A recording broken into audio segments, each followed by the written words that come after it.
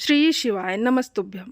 हर हर महादेव। दोस्तों आज की इस वीडियो में आप सुनेंगे सावन मास महत्म के 16वें अध्याय की कथा और रामेश्वरम ज्योतिर्लिंग की कथा। तो आइए भगवान भोलेनाथ और माता पार्वती का ध्यान करते हुए कथा को प्रारंभ करते हैं। महादेव जी देवी पार्वती को प्रभास क्षेत्र का महत्व बता रहे हैं और कहते हैं कि हे देवी पार्वती, योगेश्वरी से पूर्व दिशा में आदि नारायण भगवान विष्णु विराजमान हैं और ये पादुका पर खड़े हैं और सब दैत्यों का विनाश करने वाले हैं। पहले सतयुग में मेघवाहन नाम से प्रसिद्ध एक दैत्य हो गया। उसे ब्रह्मा जी से वरदान प्राप्त था कि जब भगवान विष्णु युद्ध भूमि में तुम्हें पादुका से मारेंगे तभी तुम्हारी मृत्यु होगी, अन्यथा नहीं होगी। इस प्रकार वरदान पाकर वो दैत्य देवता असुर और मनुष्यों सहित समस्त भूमंडल को संताप देने लगा और कोटि युगों तक नाना प्रकार के कष्ट देकर वो दक्षिण समुद्र के तट पर आया। वहाँ ऋषियों के आश्रमों का विध्वंस करने लगा।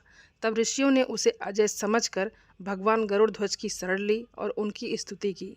ऋषि बोले, हे परम कल्याण, आपको नमस्कार है। आप कल्याण स्वरूप आत्मयोगी को नमस्कार है। आप जनार्दन, श्रीधर और वेधा यानी सृष्टि को नमस्कार है। कमल केसर के समान स्वर्ण में मुकुट धारण करने वाले हे केशव, आपको नमस्कार है। आप अत्यंत सूक्ष्म हैं और अतिशय महान शरीर वाले हैं। आपको बारंबार नमस्कार है। आपकी नाभि से कमल प्रकट हुआ है, आपको नमस्कार है। आप ही श्री हरि हैं, श्री हरि वेधा हैं, आपको नमस्कार है। आप ही संपूर्ण जगत के कारण भूत हृदय गर्भ है, आपको नमस्कार है। आप अपनी महिमा से कभी नहीं होते, उन्नत यानी सर्वोच्च पद में स्थित हैं, आपको बारंबार नमस्कार है। माया के पर्दे से ढके हुए आप जगत आधार परमात्मा को नमस्कार है। संसार सागर से पार उतारने वाले हे प्रभु, आपको नमस्कार है। आपकी बुद्धि कभी कुंठित नहीं होती। आप धाता संसार के सृष्टि पालन और संहार करने वाले हैं, आपको नमस्कार है। आपका वासुदेव नाम सब पातकों का नाश करने वाला है। इस सत्य के प्रभाव से ये मेघवाहन नाम का दैत्य नष्ट हो जाए। भगवान विष्णु के भक्तों में पाप नहीं ठहरता। भगवान विष्णु स्मरण करते ही सभी पापों का नाश कर देते हैं। ये सत्य है तो ये पापात्मा मेघवाहन दैत्य नष्ट हो जाए। परमेश्वर के जगत आधार वासुदेव नाम का भक्ति पूर्वक स्मरण करने से सबका कल्याण हो और समस्त संसार के सभी दुष्ट नष्ट हो जाएं। ऋषियों के इस प्रकार स्तुति करने पर आदि नारायण भगवान श्री हरि ने पादुका पर आरूढ़ हो उन सबको दर्शन दिया और कहा, आप लोगों के मन में कौन सा कार्य उपस्थित हुआ है, बताइए, मैं उसे पूर्ण करूँगा। आपके द्वारा की हुई इस स्तुति से मैं बहुत संतुष्ट हूँ। तब सब ऋषि बोले, देव, आप तो सब कुछ जानते हैं, आपसे तो कुछ भी नहीं छिपा है। इस महाबली दैत्य मेघवाहन का संहार करें जिससे सारा विश्व निर्भय हो सके। उनके ऐसा कहने पर भगवान विष्णु ने उस दैत्य को युद्ध के लिए ललकारा और अपनी पादुका से उसकी छाती में प्रहार किया। उसकी चोट खाकर उस दैत्य के प्राण पखेरु उड़ गए और वो समुद्र में जाकर गिर गया। उस श्रेष्ठ दैत्य का वध करके भगवान विष्णु उसी स्थान पर स्थित हो गए। आज भी वो पादुका के आसन पर खड़े हैं और जो श्रेष्ठ मनुष्य एकादशी तिथि को भक्ति पूर्वक उनकी पूजा करता है उसे अश्वमेघ यज्ञ का फल प्राप्त होता है और वो स्वर्ग में आनंदित होता है। जिसके हृदय में भगवान आदि नारायण विराजमान हैं, उनके लिए तो कलयुग भी सतयुग के समान है। महादेव जी कहते हैं कि हे देवी, आदि नारायण से 3 धनुष पश्चिमी महानदी संगीता विराज रही हैं। जब जरासंध के आक्रमण के भय से बाल, वृद्ध और अपने परिजनों सहित सब यादवों को लेकर श्री कृष्ण मथुरा को सूना कर चले गए और प्रभास क्षेत्र में आए, वहां उन्होंने रहने के लिए समुद्र से स्थान मांगा। इस समय सूर्य ग्रहण लगा था।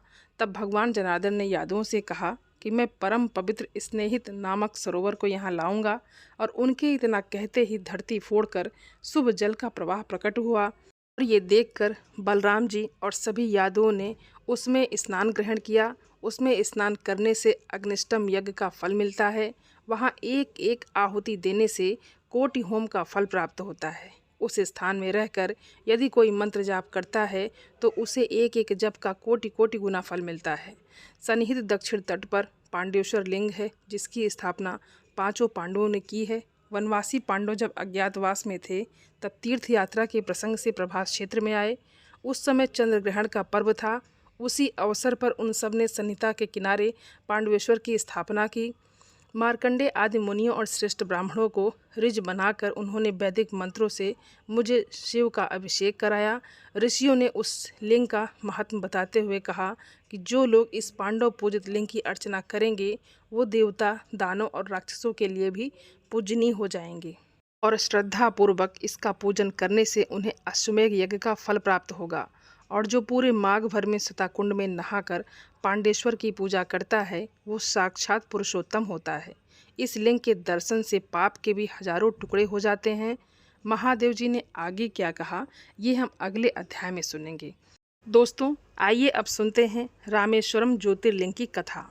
भगवान विष्णु के राम अवतार में जब रावण सीता जी को हर कर लंका में ले गया तब सुग्रीव के साथ 18 पदम वानर सेना लेकर श्री राम समुद्र तट पर आए।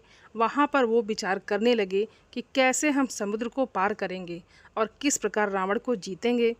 इतने में ही श्री राम को प्यास लगी। उन्होंने जल मांगा। वानर मीठा जल लेकर आए। तब श्री राम ने प्रसन्न होकर वो जल ले लिया। तब तक उन्हें स्मरण हुआ कि मैंने अपने स्वामी भगवान शंकर का दर्शन तो किया ही नहीं है, फिर मैं जल कैसे ग्रहण कर सकता हूँ। ऐसा कहकर उन्होंने उस जल को नहीं पिया। जल रख देने के बाद रघुनंदन ने पार्थिव पूजन किया। आहान आदि 16 उपचारों को प्रस्तुत करके विधि पूर्वक बड़े प्रेम से शंकर जी की आराधना की। प्रणाम और दिव्य स्तोत्रों के द्वारा यत्न पूर्वक भगवान शंकर जी को संतुष्ट करके श्री राम ने भक्ति भाव से उनसे प्रार्थना की। श्री राम ने कहा, उत्तम व्रत का पालन करने वाले हे मेरे स्वामी देव महेश्वर, आपको मेरी सहायता करनी चाहिए। आपके सहयोग के बिना मेरे कार्य की सिद्धि अत्यंत कठिन है। रावण भी आपका भक्त है, वो सर्वथा सबके लिए दुर्ज है, किंतु आपके दिए वरदान से वो सदा दर्प से भरा रहता है। वो त्रिभुवन विजय महावीर है। इधर मैं भी आपका दास हूँ और सर्वथा आपके अधीन रहने वाला हूँ। हे सदाशिव, ये विचार कर आपको मेरे प्रति पक्षपात करना चाहिए। सूत जी कहते हैं कि इस प्रकार प्रार्थना और बारंबार नमस्कार करके उन्होंने उच्च स्वर से जय शिव शंकर इसका उद्घोष करते हुए भगवान शिव की स्तुति की। फिर उनके मंत्र के जप और ध्यान में तत्पर हो गए। उसके बाद पुनः पूजन करके वो स्वामी के आगे नाचने लगे। उस समय उनका हृदय प्रेम से द्रवित हो रहा था। फिर उन्होंने भगवान शिव के संतोष के लिए गाल बजाकर अव्यक्त शब्द किया।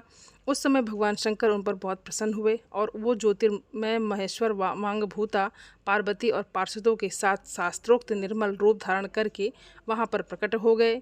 श्री राम की भक्ति से संतुष्ट होकर महेश्वर ने उनसे कहा कि श्री राम, तुम्हारा कल्याण हो, मुझसे वरदान मांगो। उस समय उनका रूप देखकर वहाँ पर उपस्थित हुए सभी लोग पवित्र हो गए। शिव धर्मपरायण श्री राम जी स्वयं उनका पूजन करने लगे। फिर भांति भांति की स्तुति और प्रणाम करके उन्होंने भगवान शिव से लंका में रावण के साथ होने वाले युद्धों में अपने लिए विजय की प्रार्थना की। तब श्री राम भक्ति से प्रसन्न होकर महेश्वर ने कहा, हे महाराज, तुम्हारी जय हो। भगवान शिव के दिए हुए विजय सूचक वर और युद्ध की आज्ञा पाकर श्री राम ने नतमस्तक होकर हाथ जोड़कर प्रार्थना की, हे मेरे स्वामी शंकर, यदि आप संतुष्ट हैं तो जगत के लोगों को पवित्र करने के लिए, दूसरों की भलाई के लिए यहीं पर सदा निवास करें। सूत जी कहते हैं कि हे ऋषियों, श्री राम के ऐसा कहने पर भगवान शिव वहीं पर ज्योतिर्लिंग के रूप में स्थित हो गए। तीनों लोकों में रामेश्वर के नाम से उनकी प्रसिद्धि हुई। उनके प्रभाव से ही अपार समुद्र को अनायास पार करके श्री राम ने रावण आदि राक्षसों का संहार किया और अपनी प्रिय सीता जी को प्राप्त किया। तब से इस भूतल पर रामेश्वर की अद्भुत महिमा का प्रसार हुआ है। भगवान रामेश्वरम सदा भोग और मोक्ष देने वाले हैं, अपने भक्तों की इच्छा पूर्ण करने वाले हैं। और जो दिव्य गंगा जल से रामेश्वर शिव को भक्तिपूर्वक स्नान कराता है वो जीवन मुक्त ही है। इस संसार में देव दुर्लभ समस्त भोगों का उपभोग करके अंत में उत्तम ज्ञान पाकर वो निश्चय ही केवल मोक्ष को प्राप्त कर लेता है। इस प्रकार मैंने आपसे भगवान शिव के रामेश्वर नामक दिव्य ज्योतिर्लिंग का वर्णन किया, जो अपनी महिमा सुनने वाले के सभी पापों का अपहरण करने वाला है। और जो कोई भी इस पवित्र कथा को सुनता है उसे सभी मनोवांछित वस्तुओं की प्राप्ति होती है। भोले शंकर भगवान की जय।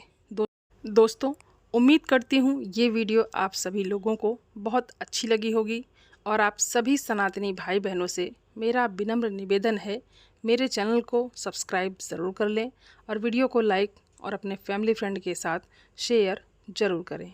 आप सभी को हर हर महादेव। धन्यवाद दोस्तों।